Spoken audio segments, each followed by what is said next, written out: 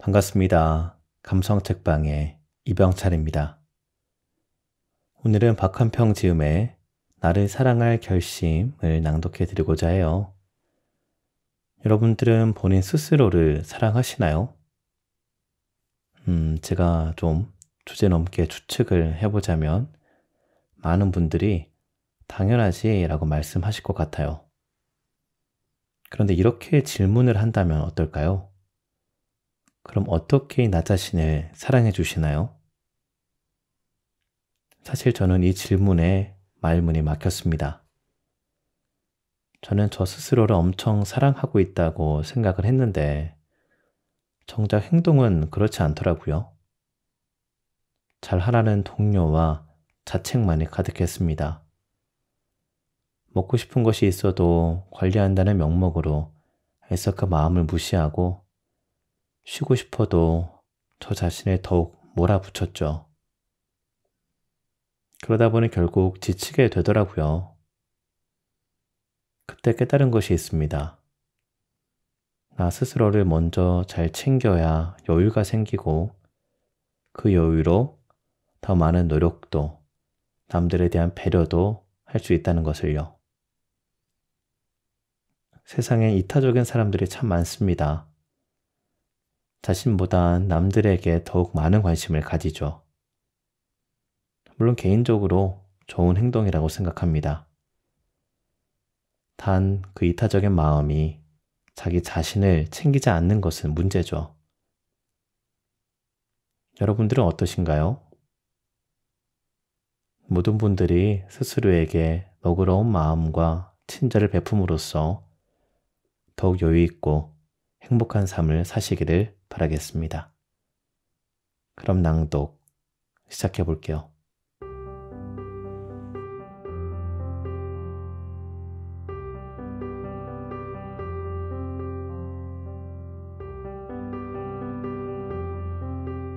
충분히 다정하고 언제나 상냥할 것. 행복을 위해서 무엇이 필요할까요? 라고 질문하면 각기 다른 선택지를 꺼내 놓습니다. 대답이 다양하다는 건 그만큼 행복의 기준이 다양하고 저마다 다른 의미를 부여하고 살고 있음을 뜻하겠죠.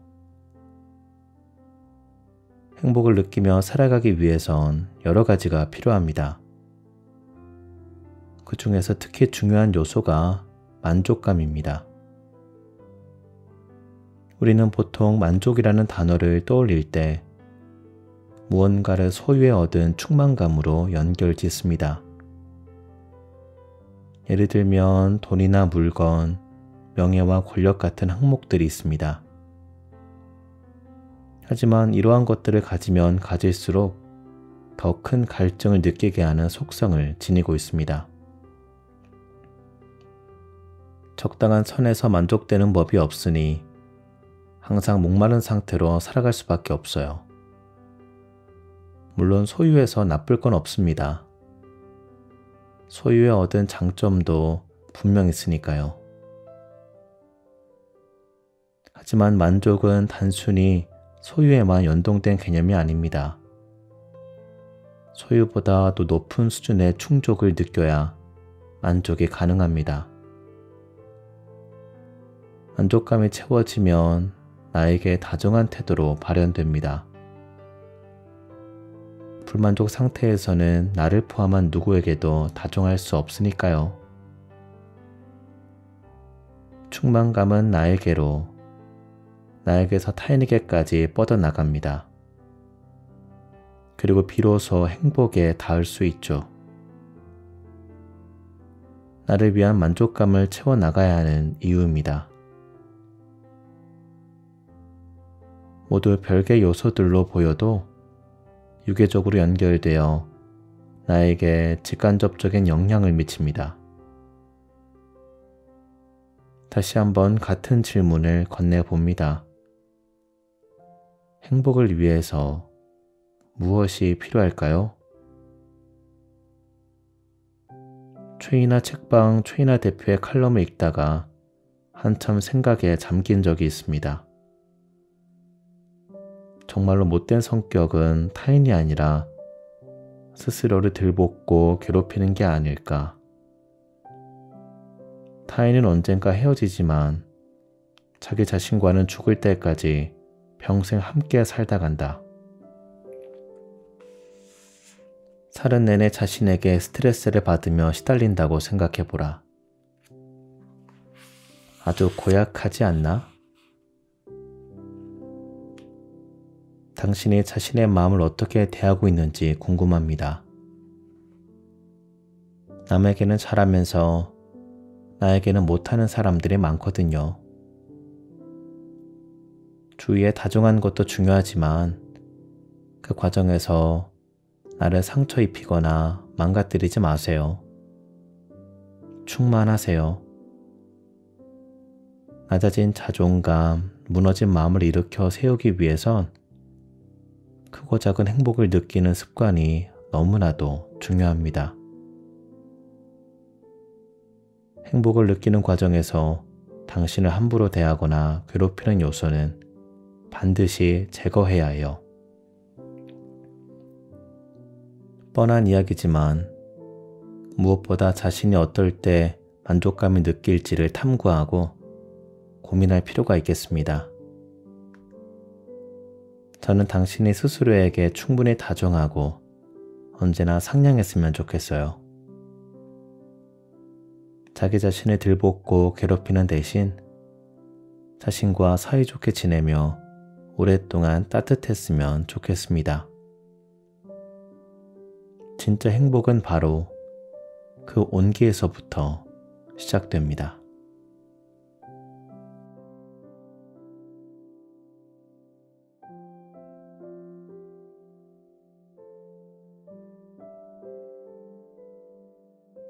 상황이 엉망이 돼도 당신은 망가지지 않는다. 우리는 매 순간 크고 작은 결정을 하며 살아갑니다. 지나간 일들을 되돌아보면 아쉬움과 투성이기도 해요.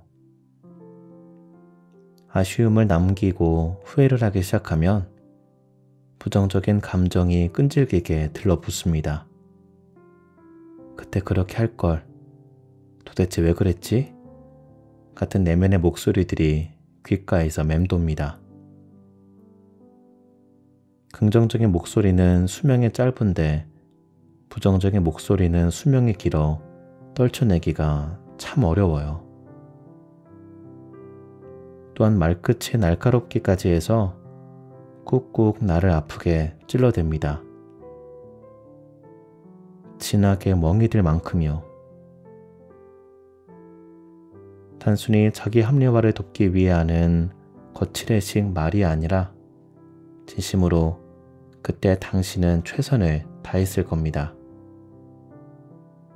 그러니 후회를 하지 않아도 됩니다. 지금의 당신의 성장했음을 알아차리고 뿌듯하게 여기세요. 당신이 후회하는 그 시절의 당신은 분명 나름의 이유와 논리를 가지고 결정을 하고 행동했을 겁니다. 최소한 당시에는 그랬을 겁니다. 심지어 모든 문제가 오로지 당신으로 인해 발생했다고 보기도 힘들어요. 타인이 실수했거나 서로 오해가 쌓였을 수도 있고 여러 우연이 겹쳐 불운을 겪은 것일 수도 있어요. 불행한 일을 당할 만큼 어리석거나 부족해서가 아니라 최선을 다했음에도 아쉬운 결과와 문제가 생길 수 있다는 뜻입니다. 그렇다고 무조건적으로 과거를 미화하라는 뜻은 아니에요. 굳이 남 탓으로 돌릴 필요도 없죠. 하지만 때론 있는 그대로 바라볼 줄도 알아야 합니다. 뱀에 꼬아서 보지 않아도 됩니다. 자존감이 낮아져 고생하고 있는 사람들에겐 자책이 습관이 되어 있습니다. 화살을 자신에게 돌리는 것에 익숙해져서 아무도 모르게 앓으며 혼자 수없이 상처를 받곤 합니다. 상처를 주는 사람도 받는 사람도 본인인 거죠. 그들은 원인을 자신에게서 쥐어 짜내어 찾아내는 걸 오히려 쉽고 편하게 여깁니다. 날 탓하는 것만큼 단순한 일은 없으니까요. 상황을 복합적으로 사고하고 일의 인과를 살펴보며 어쩌면 내가 아끼는 지인을 잃어야 할지도 모르는 위기의 상황들로부터 도피하는 방법이기도 합니다. 그러다 보면 점점 스스로를 속이는 일에 익숙해집니다. 오히려 피해를 본 상황에서조차도 마치 자신에게 문제가 있는 것처럼 믿어버리고 맙니다. 벌어진 일은 벌어진 것이고 내 잘못이 있다면 그만큼만 속상해하면 됩니다. 내 테두리 밖에서 생긴 일은 모른 척 지나가는 게 좋아요. 모든 문제를 홀로 끌어안느라 마음을 망가뜨리거나 자신의 가치를 스스로 낮추거나 이상한 방향으로 생각이 흘러가도록 방치하지 마세요. 필요에 따라 뻔뻔해져야 합니다. 안전감과 안정감을 키워 불안 속에서도 무너지지 않아야 합니다. 노희경 작가의 16부작 드라마 괜찮아 사랑이야의 마지막 회차에서 장재열이 이런 말을 합니다. 저는 그동안 남에게는 괜찮냐 안부도 묻고 잘 자란 굿나잇 인사를 수도 없이 했지만 정작 제 자신에게는 단 한 번도 한 적이 없거든요. 여러분들도 오늘 밤은 다른 사람이 아닌 자신에게 너 정말 괜찮으냐 안부를 물어주고 따뜻한 굿나잇 인사를 하셨으면 좋겠습니다. 그럼 오늘 밤도 굿나잇. 자신에게 위로의 말을 전하는 게 처음엔 어색하게 느껴질 수 있지만 큰 힘을 지닐 때가 있습니다. 계기가 없다면 계기를 만드세요. 당신의 최선을 다했어도 의도하지 않는 결과를 맞이할 수 있습니다. 극단적으로는 실패할지도 모르죠. 하지만 절망감에 허우적거릴 때도 이것만은 꼭 기억해 두세요. 상황이 엉망이 돼도 당신은 망가지지 않습니다.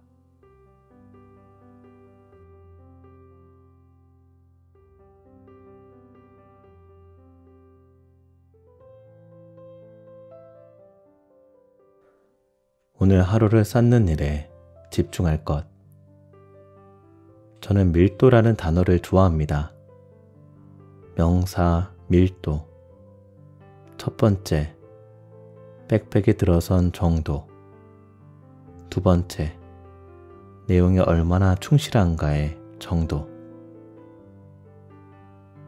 만약 우리의 인생이 눈에 보이는 형태를 지니고 있다면 개개인이 지니고 있는 부피와 질량이 다를 것입니다. 즉, 모두가 나름의 밀도를 가지고 살아가고 있다는 것이지요. 내실을 다지지 않고 부피만 키우기 시작하면 밀도는 낮아집니다. 자신을 채우는 일에 소홀해지면 부실공사를 한 아파트처럼 불안한 내실을 가지게 되는 거죠. 인생의 충실도를 인생의 밀도라고 한다면 인생이라는 큰 부피를 가진 통 안에 오늘이라는 시간을 어떻게 얼마나 제대로 쌓아둘 것인지가 매우 중요해집니다. 조금 과장을 보태면 오늘 하루를 어떻게 쓰는지가 인생의 가장 중요한 요소라고 할 수도 있겠습니다. 덴마크의 소설가 카렌 블릭센이 이런 말을 한 적이 있습니다. 자발적으로 매일 빠지지 않고 조금씩 하는 그것이 당신이 누구인지 말해준다. 현재를 즐겨라. 지금 이 순간에 충실하라 라는 카르페 디엠식의 메시지는 흔합니다. 자신의 운명을 사랑하라 라는 아모르 파티 메시지도 이미 익숙하죠. 하지만 인생의 밀도를 높여라 라는 메시지는 낯설게 느껴집니다. 밀도라는 개념을 이해하기도 힘들고 높이기도 힘든 일이거든요. 거기에는 크고 작은 여러 노력이 필요하고 지속적인 관심도 필요합니다. 시간을 흘러가게 두는 것은 쉽지만 시간에 의미를 부여하는 것은 진심을 담아야 하는 작업이기 때문입니다. 오늘을 열심히 살아가는 사람 하면 떠오르는 사람이 있나요? 그런 사람들은 우리 주변에 생각보다 많이 존재하고 있습니다. 꾸준히 해내는 것도 하나의 능력이고 지구력의 천재성을 드러내는 사람들 말이죠. 흥미로운 사실은 오늘에 충실한 사람들이 겉으로 보기에는 화려하지 않다는 거예요. 그런데 그 사람들이 만들어낸 결과물들은 제법 멋스럽습니다. 대단한 퀄리티로 주변 사람들을 깜짝 놀라게 만들기도 하고요. 자신의 하루를 어떻게 쌓는지 아는 사람들은 누적의 효과를 이미 잘 알고 있습니다. 그렇게 꾸준히 자신의 삶을 쌓아가는 사람들도 자세히 보면 다양한 실수와 흑역사를 겪었습니다. 하지만 그것이 하루를 꾸준히 쌓아가는 일을 그만둬야 할 이유가 되지는 못합니다. 수많은 시행착오도 소중히 여겨 쌓아 올린 겁니다. 시대를 관통하는 뛰어난 결과물들은 하루아침에 뚝딱 만들어지지 않습니다. 누군가의 노력이 들어가고 고민의 흔적이 곳곳에 새겨져 있죠. 그것은 고통스러운 시간과 지루한 반복의 결과물입니다. 집착에 가까울 정도로 사소한 부분까지 신경 쓰는 사람만이 사람들이 주목할 만한 것들을 만들어냅니다. 우리가 작품이라고 부르는 것들은 모두 섬세한 지구력을 가진 사람들의 손길에서 빚어졌습니다. 그런 사람들의 시간은 모두 경험이 되고 그 경험에는 어느 것 하나 버릴 것이 없습니다. 꾸준함과 경험, 정성과 진심은 결코 당신을 배신하지 않는다는 걸 기억하세요. 요즘 인스타그램 등 소셜미디어에 일상에서 발견한 작은 깨달음과 영감을 기록하는 사람들이 많아졌습니다. 이승희 작가의 기록의 쓸모, 별게 다 영감처럼 기록의 즐거움과 발견의 기쁨, 충실함의 원리가 담긴 책이 많은 사랑을 받는 것도 그런 흐름이라고 볼 수 있겠어요. 하루하루는 지나치면 무료하다. 그러나 매일같이 기록한 후 들여다보면 하루하루는 특별하다. 내가 생각하는 크리에이터란 완전히 새로운 것을 만들어내는 사람이 아니다. 자신의 이야기를 자유롭게 꺼낼 수 있는 사람, 자기 생각으로 일을 만들 줄 아는 사람이라면 누구나 크리에이터다. 이승희. 메모에 가까운 한 가지 기록을 보면 별다른 감흥이 없거나 대단하지 않게 느껴집니다. 하지만 아카이빙된 영감의 조각이 하나둘 쌓여 수백 개가 되고 거대한 부피와 묵직한 질량을 지니고 나면 다른 누군가가 갑자기 뛰어넘기 어려운 밀도를 가지게 됩니다. 2021년 4월 TVN 예능 유퀴즈 온 더 블럭에 이동진 영화평론가가 출연했습니다. 출연 당시 이동진 평론가는 아래 질문을 받았습니다. 지금까지 나의 삶을 한 줄 평으로 쓴다면? 그동안 수천 편의 영화의 핵심을 담아 압축한 한 줄 평을 써내려온 이동진 평론가였습니다. 그가 자신의 삶을 한 줄로 어떻게 정의할지가 궁금해 저는 이동진 평론가의 대답을 흥미롭게 기다렸습니다. 하루하루는 성실하게, 인생 전체는 되는 대로. 이건 제가 자주 생각하는 주제입니다. 어차피 인생은 목적을 가지고 전력 투구를 해도 원하는 대로 안 되는 걸 아는 나이가 됐고요. 지금 제가 노력을 들여서 할 수 있는 건 오늘 하루 성실한 것. 제가 그거는 할 수 있는 것 같고 그 외 나머지는 저도 알 수 없죠. 하루하루가 모여서 인생이 됩니다. 인생 전체를 우리가 플래닝 할 수는 없어요. 그렇게 변화도 많고 좌절시키는 일투성이지만 그나마 인생의 실패를 줄이는 일은 하루하루 성실하게 사는 것밖에 없다고 생각해요. 만족의 크기 대신 빈도에 주목하세요. 하루하루를 쌓아 올리고 작은 행복을 경험하며 그 과정을 계속 반복하는 것. 그러다 보면 불확실한 미래에 대한 혼란이 자연스레 줄어들 것입니다. 당신의 인생이 어떤 모습이든 어느 정도의 부피와 질량을 가졌든 간에 충실한 하루를 쌓은 일에 집중했으면 좋겠습니다. 스스로 열심히 했다고, 잘하고 있다고 인정해 주세요. 더 나은 내일을 만드는 방법은 오늘을 잘 보내는 일이더라고요. 하염없이 흔들리다가도 언제 그랬냐는 듯 평온해질 수 있도록요.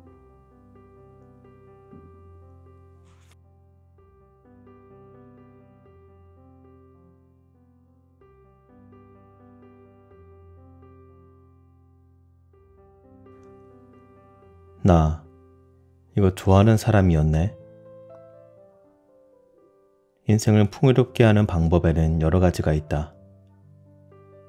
많은 것을 소유하는 것, 부족한 부분을 채우는 것, 갈증을 해소하는 것, 의미 있는 일을 하는 것이 그렇습니다.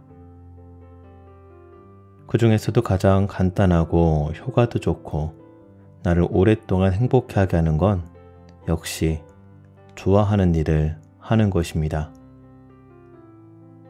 너무 뻔하고 단순해서 그게 조언이야 싶을 정도의 이야기지만 스스로를 즐겁게 하는 일만큼 우리 인생에서 중요한 일도 없습니다. 이게 당연한 걸 현대인들은 너무 잊고 삽니다. 태어나서 지금까지 우리는 내가 좋아하는 것들을 더 잘 누리기 위해 성장해 왔습니다. 그 중에서도 어떤 것들은 호감을 느끼는 수준에서 끝나기도 하고 때로는 취향이 되기도 하며 마침내 사랑으로 발전하기까지 합니다. 어렸을 때는 조금만 내 흥미를 끌고 괜찮게만 느껴져도 좋아한다 라는 감정을 비교적 쉽게 느낄 수 있었습니다. 하지만 성인이 되고 30살이 넘어가면서부터 새로운 무언가를 보며 호감을 느끼는 경험이 현저히 줄어듭니다. 아는 게 많아졌고 계산이 빨라졌고 경험이 많아졌고 이리저리 비교하는 기술까지 늘어나 버려서 무엇이 좋은지 나쁜지 평가하는 저울질에 익숙해졌기 때문입니다. 그렇게 저는 지금 당신의 마음에 좋아하는 감정으로 남아있는 것들을 더욱 소중히 여겨야 한다고 생각합니다. 여전히 당신이 호의적으로 대하는 무언가가 남아있다면 그건 이미 당신과 잘 어울리는 것들, 앞으로의 인생에서도 쭉 일상을 지탱하는 취향으로 남을 가능성이 크기 때문이에요. 좋아하는 것을 누리는 일에 부지런해야 하는 이유입니다. 게다가 무언가를 좋아하는 일에도 신선도가 있어서 일정 시점이 지나고 나면 감흥이 없어지거나 시들해지거나 무관심해질 때도 있습니다. 그러므로 당신이 좋다고 느낀 바로 그 순간을 더 열심히 누려야 합니다. 마음이 아프거나 자존감이 낮아진 상황에서는 계속 다른 사람의 눈치를 보며 반응을 살핍니다. 그 사람의 방식을 따라하려고 애를 쓰거나 참고하려는 성향이 강해집니다. 자신이 겪고 있는 어려움에 자신만의 돌파구를 찾기가 어려워서 기존의 자료를 수집해 참고하게 됩니다. 사실 다른 사람의 방법이 나에게도 효과적이라면 더할 나위 없이 좋겠죠. 그러나 아쉽게도 개개인의 성향과 성장 배경이 모두 달라서 타인의 방법을 나에게 적용해서는 자신을 제대로 지켜낼 수가 없습니다. 힘든 순간 흔들리는 마음을 지켜주는 요소엔 공통점이 있습니다. 바로 내 애정이 깃든 존재라는 사실입니다. 물건일 수도 있고 사람일 수도 있습니다.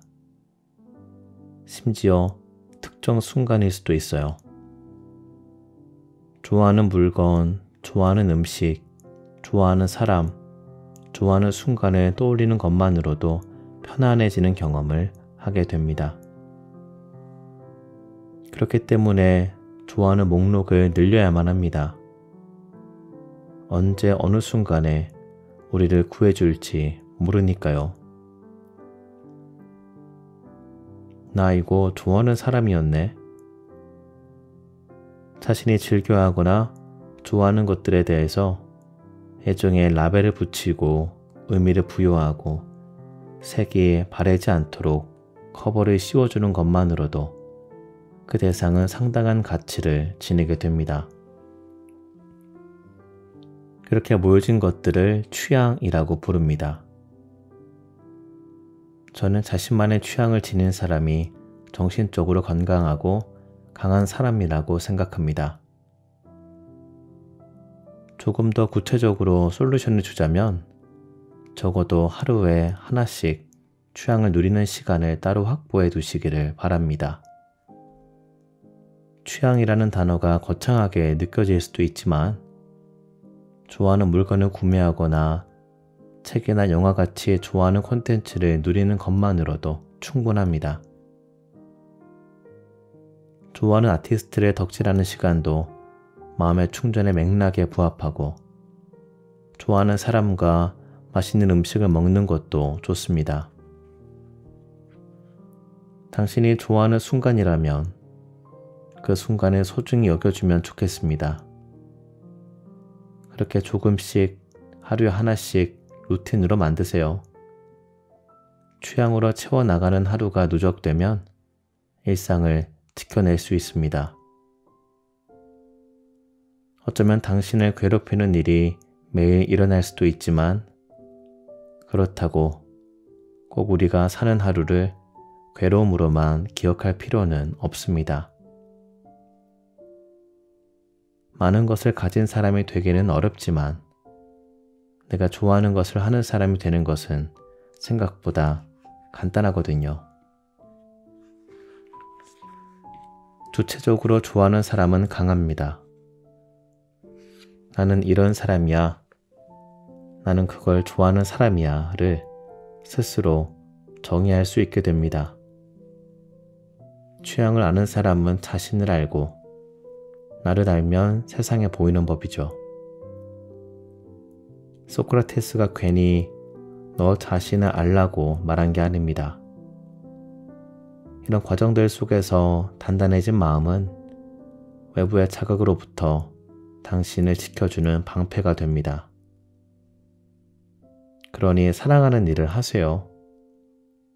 관심 있는 영역을 부지런히 탐험하세요. 끊임없이 기록하고 연구하세요. 당신의 취향을 주변에 알리세요. 좋아하는 일을 하며 스스로를 드러내세요. 행복은 바로 거기에서 태어납니다. 모든 것을 제쳐두고 좋아하는 것만 골라서 하라는 건 아닙니다. 애초에 그런 이기적인 삶의 방식이 가능할 리도 없고 말이죠. 좋아하는 일을 한다라는 건 인생의 여러 순간에 어수선한 하루의 마지막이라도 좋아하는 것들을 적절히 곁들여야 한다는 의미에 더 가깝습니다. 대체로 우리는 하기 싫은 것들, 귀찮은 것들과 매일 싸우고 있습니다. 출근이 그렇고, 등교도 그렇고, 과제도 그렇고, 집안일도 그렇습니다. 당신은 당연히 휴식을 갈망하고 그 짧은 쉼을 잘 채우기 위해 진지하게 고민합니다. 휴식의 순간, 지친 몸을 쉬게 해주며 널브러져 있는 것도 좋지만 그 시간을 달리 정의해보면 어떨까요? 나는 오늘 아무것도 안 하고 누워있는 시간을 즐길 거야 하고 정의하면 훨씬 더 좋습니다. 어제 퇴근하고 뭐 했어? 라는 질문에 몰라, 기억 안 나 라고 대답하는 것과 누워서 푹 쉬었어 라고 자신에게 답하는 것은 당신의 하루를 다르게 만들어줍니다. 이왕이면 할 게 없어서 퍼져 있는 게 아니라 쉼마저 내가 원해서 선택한 좋아하는 순간으로 정의할 수 있었으면 좋겠습니다. 당신의 일상을 행복하게 만들어주는 기쁨은 무엇인가요? 호감은 생각보다 뿌리가 얕아서 계속 관심을 주지 않으면 생명을 다할 때가 많습니다. 식물을 키우듯 적당한 물과 햇빛, 관심이 필요해요. 사람과의 관계도 마찬가지겠죠. 좋아한다는 표현을 끊임없이 해주세요. 할 수 있는 최대한의 관심도 보여주세요. 무너진 마음을 일으켜 세우고 흔들리는 일상의 중심을 잡아주는 건 내가 좋아하는 것들이니 내가 좋아하는 것들로 당신의 매일을 조금씩 채워나가세요.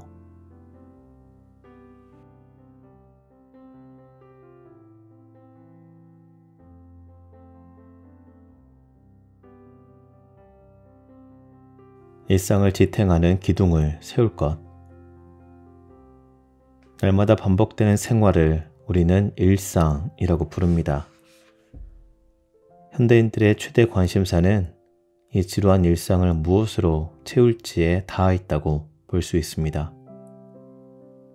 일상을 흘러가는 시간으로 보지 않고 채워야 하는 개념으로 바라본다면 어떤 색으로 일상을 물들일지 고민해 보게 됩니다.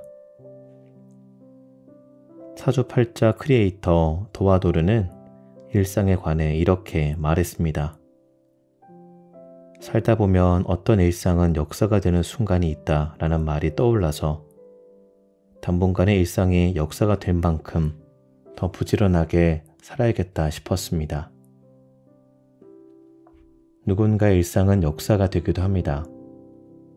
심지어 자신의 존재감을 드러내고 세상을 바꾸는 일상을 지닌 사람들도 있어요. 모든 일상이 대단할 필요는 없지만 소중한 시간을 무엇을 채워나갈 것인지는 꼭 한번 고민해 봐야 하는 주제입니다. 당신의 일상이 어떤 영향력을 가질지 모르니까요. 일상을 역사로 만드는 최고의 방법은 나만의 루틴을 만들고 구체화하는 것입니다. 일상을 지탱하는 기둥을 튼튼하게 세운 사람만이 수많은 어려움 속에서도 자신의 형태를 오로지 유지할 수 있습니다. 무너지지 않는 사람이 건강한 자기 정체성을 형성할 수 있어요. 인간의 정체성은 평소의 모습들로부터 좌우된다고 해도 과언이 아닙니다. 습관의 힘을 강조하는 콘텐츠가 넘쳐나는 이유가 무엇일까요? 지겨울 정도로 여기저기에서 습관을 잘 들여야 한다고 말합니다. 그러나 정작 그 이유에 관해서는 제대로 알지 못합니다. 습관은 코어와도 같습니다. 디스크로 무너진 허리를 코어 근육으로 잡아준다면 우리는 큰 통증으로부터 해방될 수 있습니다. 혼란 속에서도 중심을 잡고 불안을 잠재울 수 있다는 뜻입니다. 정신이 혼란스러우면 생활 전반이 무너지기 쉽습니다. 방을 보면 그 방에 머무는 사람의 상태가 보이는 것처럼요. 생활이 무너지기 시작하면 감정과 기분을 챙길 여유가 사치로 느껴집니다. 그럴 때일수록 생활을 지탱하는 습관에 충실해져야 합니다. 가령 기분이 별로라고 해서 끼니를 거르거나 귀찮다는 이유로 씻지 않는다면 평범한 일상을 기대할 수 없게 돼요. 씻고 먹고 청소하고 빨래를 해야 합니다. 당신 삶의 틀을 온전히 유지하기 위해 반드시 지켜내야 할 저마다 일상 루틴이 있을 것이니 필사적으로 지켜내세요. 루틴과 긴밀한 키워드가 아침입니다. 당장 서점으로 가 자기계발서 코너를 살짝만 둘러보아도 모닝 루틴과 관련된 책이 범람하고 있습니다. 우리는 왜 아침을 유용하게 사용해야 할까요? 저는 그 시간대에 대단히 특별한 비밀이 숨겨져 있다고 생각하지는 않습니다. 특별한 점이 하나 있기는 해요. 아침이야말로 우리가 침범당하지 않을 가능성이 가장 큰 시간이라는 거죠. 우리의 시간은 낮부터 밤까지 많은 소음들로부터 침범당하고 도둑맞고 빼앗깁니다. 셀 수 없이 수많은 유혹에 노출되어 있습니다. 게다가 그 유혹은 내 의지를 뛰어넘어 거절할 수 없을 때도 있습니다. 조선일보의 이옥진 기자가 일본의 생활용품 브랜드 무인양품의 철학을 구축한 디자인계의 거장 하라 켄야에게 이런 질문을 한 적이 있습니다. 행복을 정의한다면? 하라 켄야는 이렇게 말했습니다. 하고 싶은 일이 있는 상태. 1958년생 디자이너의 삶이 여전히 행복한 이유는 하고 싶은 것이 있고 그것을 만들어내는 과정이 선명하기 때문일 것입니다. 행복한 일상도 마찬가지입니다. 하고 싶은 일이 있는 상태를 매일 유지하는 것, 그리고 이루고 싶은 목표를 잘게 쪼개 매일 해낼 수 있는 단위의 습관으로 만들어 반복하는 것입니다. 인생을 바꾸는 단 하나의 마법이 있다면 했던 일을 또 한 번 해내는 힘에 숨어 있을 것입니다. 단언컨대 우리 인생에서 반복 없이, 꾸준함 없이, 부지런함 없이, 실행 없이 이루어지는 것은 단 하나도 없습니다. 인간은 보통 무언가를 잘 해내거나 좋은 결과물을 만들기 위해 특정 행위를 반복해요. 열심히 노력하고 연습하다 보면 보이지 않던 게 보이기도 하고 안 되던 것도 잘 되는 순간이 옵니다. 몸이 기억한다 라는 표현처럼 정신이 흔들리더라도 무언가를 해낼 수 있는 건 바로 이 반복으로 인해 탄생한 습관 덕분이겠죠. 루틴의 중요성에 대해 거창하게 설명했지만 내가 실행할 수 있는 가장 작은 단위에서부터 시작하면 됩니다. 간단하게는 생활과 관련된 부분부터 차근차근 접근하는 것도 좋습니다. 끼니 거르지 않기, 30분 산책하기, 영양제 챙겨 먹기, 외출 후 손 씻기, 자기 전에 책 10분 읽기처럼 사소하거나 지극히 개인적인 일도 좋습니다. 당신의 일상을 지켜내는 힘은 어디에서 나오나요? 이런 습관이 등등한 기둥이 되어 당신의 삶을 지탱하고 있나요? 삶을 의미 있는 방향으로 이끈 사람들, 역사가 되는 일상을 지닌 사람들은 모두 작은 습관을 소중히 여겼다는 사실을 잊지 마세요.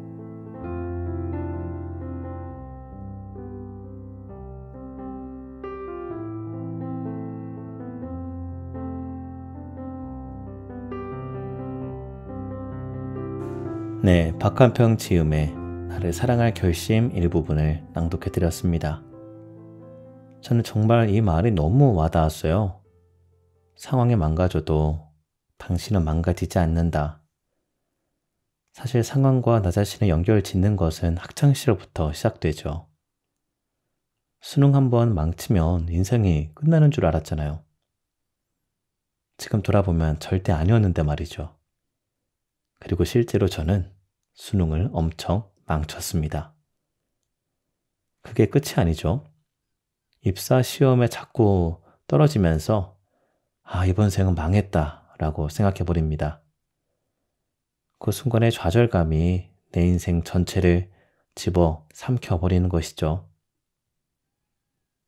하지만 저도 그렇고 제 친구들도 그렇고 이번 생은 망했다면서 울부짖었지만 현재는 다들 취업해서 아주 잘 살고 있습니다. 물론 회사 생활 힘들다며 이번 생은 틀렸다고 하는 몇몇 놈은 있지만 말이에요. 인생은 참 마음처럼 되지 않는 것 같습니다.